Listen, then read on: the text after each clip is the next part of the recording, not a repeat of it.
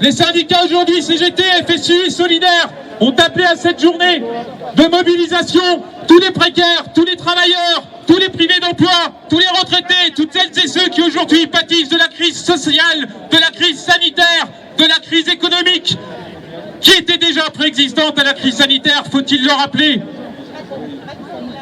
Des solutions existent. Ces solutions, elles sont de s'attaquer aujourd'hui au profit maximum, aux dividendes des actionnaires. Elles sont de s'attaquer à l'évasion fiscale. Elles sont de s'attaquer au pouvoir des grandes multinationales. Elles sont de prendre en main l'économie pour aujourd'hui faire en sorte que les besoins sociaux les plus élémentaires soient reconnus. Nous avons des revendications. Ces revendications-là, fût-elles aussi bonnes qu'elles soient, il faut les mettre en action. C'est pour cela qu'à la CGT, c'est pour cela qu'à la FSU, c'est pour cela qu'à Solidaire, nous disons que la mobilisation collective est fondamentale aujourd'hui, qu'il faut déconfiner les esprits, ne pas rester l'arme au pied.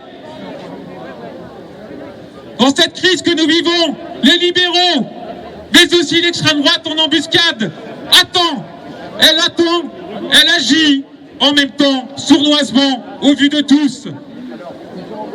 Attendre que l'orage passe, ça sera pour nous très grave parce que nous aurons du mal à nous en sortir, nous aurons du mal aujourd'hui à faire montre qu'il existe autre chose que cet avenir lugubre, sombre, qui est déjà en partie le nôtre pour des millions de Français, qui est déjà en partie le nôtre pour plus d'1 million de personnes cet hiver qui vont pointer au Resto du Cœur, à la banque alimentaire, qui est le nôtre depuis 6 mois maintenant pour plus de 700 000 précaires dont les contrats à durée déterminée, dont les contrats d'intérim, dont les contrats saisonniers ont été rompus.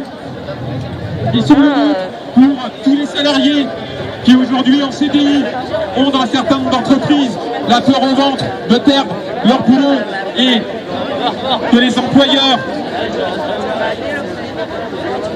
demandent à ces mêmes salariés de pouvoir travailler jusqu'à 60 heures semaine, de pouvoir annualiser leur temps de travail, de pouvoir prendre sur leur congé au nom de cette fameuse crise sanitaire.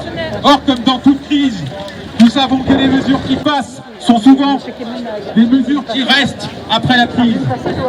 Il ne faut rien lâcher dans les entreprises. Il ne faut rien lâcher, rien du tout.